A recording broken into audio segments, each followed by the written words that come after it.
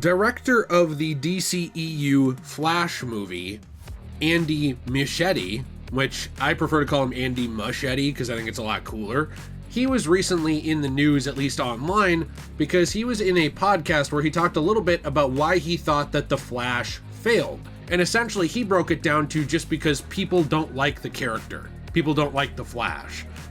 There were other reasons they talked about, so I do want to talk about those as well. I think some people have misrepresented his quote as only being that, but I wanted to look at this for a couple minutes because this literally proves exactly what I've said time and time again. When we don't support these movies, and I'm not even saying you should have, when we don't support these movies or books or whatever, it seems like these creators or executives or studio heads or even directors at this point, they don't really seem to actually understand why we don't. With many reasons contributing to the failure, including obviously Ezra Miller's behavior. So we're going to take a look at this today, but it's just really sad to see a comment like this from a professional. It's such a tone-deaf answer to why this didn't land. It had a budget of something like 220 million, I think, which is a lot.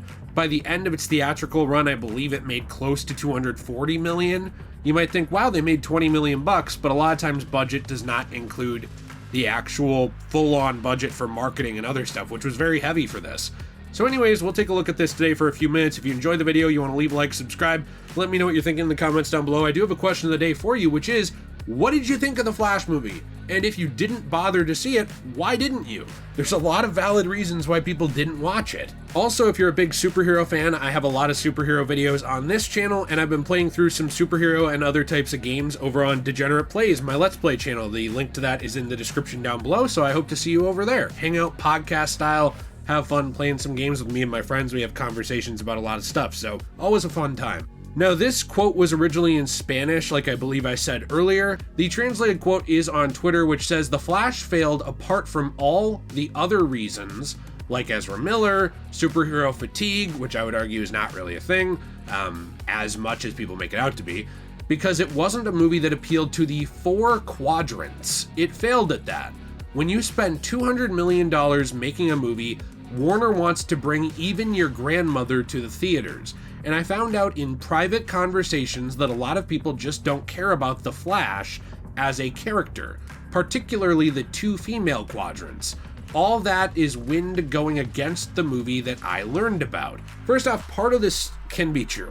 Part of this can be a true statement.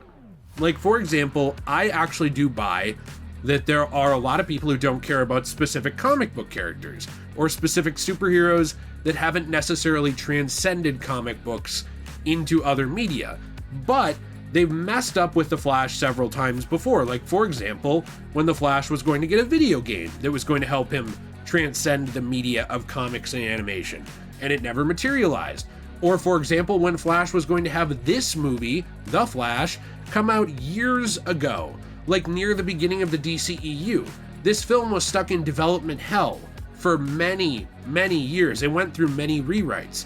In fact, one of the upcoming Rejected Medias I'd love to do, where we take a look at, what could have been with media and stuff, is looking at the original scripts for The Flash and the leaks around that, because there was a lot and it was very, very different at the time. Now, keep in mind, this was during a time when the DCEU was also kind of falling apart.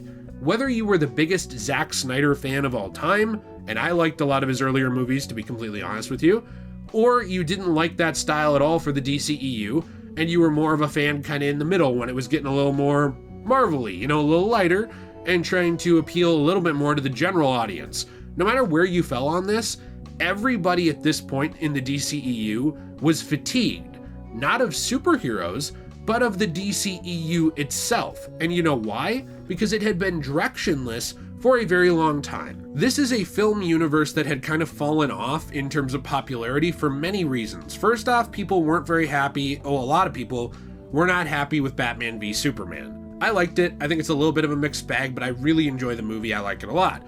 Then you have a complete tonal shift and a 180 at Justice League, where they brought in, of course, Joss Whedon, and we know the story around that. Everything was changed. Personally, I really liked the Snyder cut of Justice League, but that's just me. I think it was a much more competent film, but that didn't get released for many, many years. And even then, Warner wanted to stand by the fact that the theatrical version was the canon one that they were going to follow, even though no one really liked it. It was just kind of like, at best, a fun mess of a film. And that's about it. There wasn't really a lot of substance to that Joss Whedon Justice League, which was supposed to be your Avengers, and you never even built to that.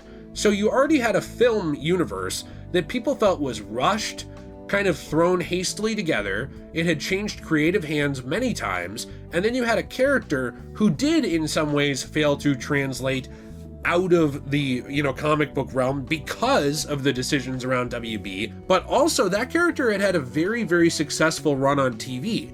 That's one thing that I think we do need to remember. Like, yes, I think in some ways The Flash, they could have done a better job with The Flash, like in terms of as a character, getting him out of just comics and animation and into other mediums, doing this movie earlier and doing it right, having, the TV show not fall off after season 3 and really kind of go downhill with its quality to the point where Barry was just like a guy who couldn't do anything without being on a Bluetooth phone with his buddies back at Star Labs. Like, they just made the Flash an idiot at a certain point. But even after all of that, people still loved Grant Gustin. There were still calls at this point to recast the DCEU Flash with Grant Gustin's Flash because people at least thought he was a stand-up guy who did a good job and cared about the character. Even though the writing around him had kind of fallen on the show, people still liked him, and they liked that Flash. So to me, this already says that it's not just a example of, well, people didn't like the Flash. That's why it's so weird to me to see that being the takeaway for Andy here, that people don't care. Because it's also your job as a creator to make people care. Like, do you really think that the general audience gave two shits about who Ant-Man was when Ant-Man 1 came out? They didn't. You could be the biggest Ant-Man comic book fan of all time. You're clenching your fist and getting annoyed, and you're like, I can't believe they went with Scott. They should have done a Hank Pym movie. Ultron should have been related to Hank Pym, not Tony Stark. And the general audience, people who might be listening to this video, all of that just probably went over their head because they're like, I don't know or care about what any of you're talking about is. I just went to see the Marvel movie because it's fun. So you have to be able to appeal to both of these groups. That is unfortunately how movie making works. It is so expensive, you can't just target a tiny niche if you're going for a big budget film. Now, when it came to The Flash, they marketed this film as if they were targeting everybody, but again, a universe that had gone downhill, that a lot of people on every end of the spectrum of fandom had gotten tired of because they didn't see a good ending point for it, they didn't see a good progression to it, there was nothing natural about it, it was just very, ham-fisted, all these creator changes and stuff. You had a movie that many people who were in the know in terms of film news knew had been in development hell for many years. You have a character that outside of his TV show, they really hadn't tried to make a household name. Like, they hadn't tried to translate him to other types of media. They've been pretty lazy with people who aren't like Batman and Superman and Wonder Woman. That's just kind of how WB and DC have been. Lazy with characters that aren't those three. And then finally, you actually have the actions of Ezra Miller. Now, Ezra Miller, I think I am someone who, unless you're like an offending pedophile or a serial killer or rapist, I'm pretty forgiving with allowing second chances. And you know what? A lot of people will give second chances to those people too. Good on you. Do I think people can change? I sure hope so. But there's certain things you do that I'm going to have a very hard time ignoring. Now, with Ezra Miller, there were a lot of actions and accusations around this individual's actions, and to the point where I actually created Miller Watch as like kind of a joke, fun news update thing where it was like, what crazy antics is Ezra up to this week? What's Ezra gonna do now? Like, Ezra had a freak out about the Parcheesi game and pulled a gun on someone allegedly, or Ezra, choke slammed this fan allegedly, and all this crazy stuff, right? Like, we were kind of talking about it because it was just crazy. It was insane at the time. That's another thing that worked against The Flash. Now, the thing is, obviously Andy mentions that. Andy mentions Ezra Miller here. Andy mentions superhero fatigue. But the thing is, this was a perfect storm of bad things happening. All those things I talked about before with the film and around the universe and everything, but also around Ezra Miller. Your title lead is out there doing stuff that makes this person look insane, and a lot of people aren't going to want to go and support that. And you know how I know that? Because anytime anybody does anything, it's always going to come up. Even years later, you have Mel Gibson talking about making more movies. I still see people bring up his drunk rant from like 10 or 15 years ago when he was like pulled over and I believe intoxicated and he just said some crazy stuff. I still see people bring that up. That was like 10 or 15 years ago. So of course, if it's in the news cycle right now all the time, you have your lead actor doing these things that are just nutty and making your studio look unprofessional, making your movie look unprofessional and stupid. That's not going to help you. One of the other reasons that I believe this movie failed is also just people knew that there was going to be a universe reset. So this movie didn't get a lot of positive reviews. This movie already was moving towards a reset. I don't think it did a good job of it. Maybe the things Flash did affected the timeline. Maybe that's what they're going with the DC universe right now. I don't really know, because as far as I can tell, Gunn is doing his projects were canon and most other things weren't. Like Suicide Squad, his version was canon. The Peacemaker season, except for one of the final scenes, was canon. Stuff that he did was, right? But he was brought in to essentially redo this universe. So you have this movie, which is one of the final ones in this timeline, and when people left the theaters from it, they didn't really have good things to say. And this was a timeline that a lot of people had gotten tired of. Now, personally, I wanted the DCEU to be fixed. I didn't really want it to just peter out and go away. I wanted it to get better, because it felt like it was such a commitment that this universe had been around for a decade, essentially.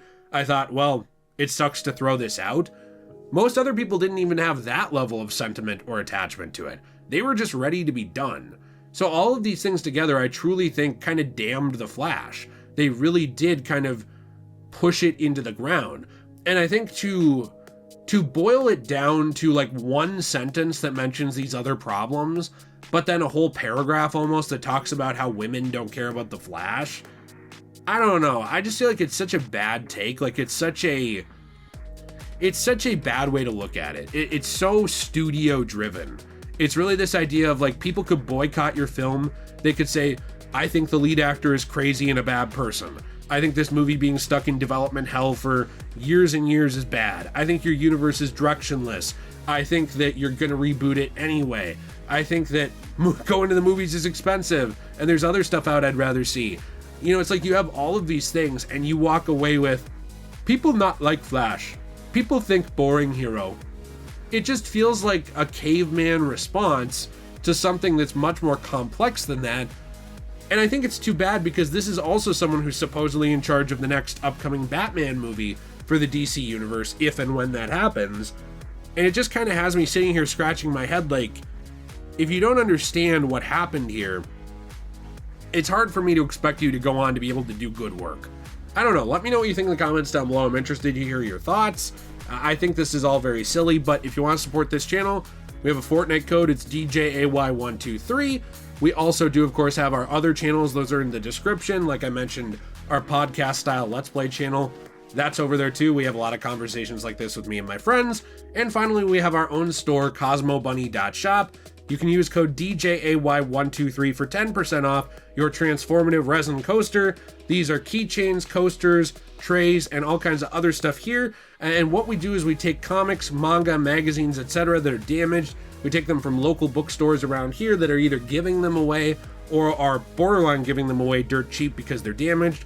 Keep those things out of landfills, make something new and transformative out of it, and then we recycle the rest. So I hope you have a fantastic day. And if people don't watch this video, it's because people don't use YouTube anymore. I don't know. I just wanted to come up with some kind of crazy reasoning for it. So anyways, as always, everybody, stay shway.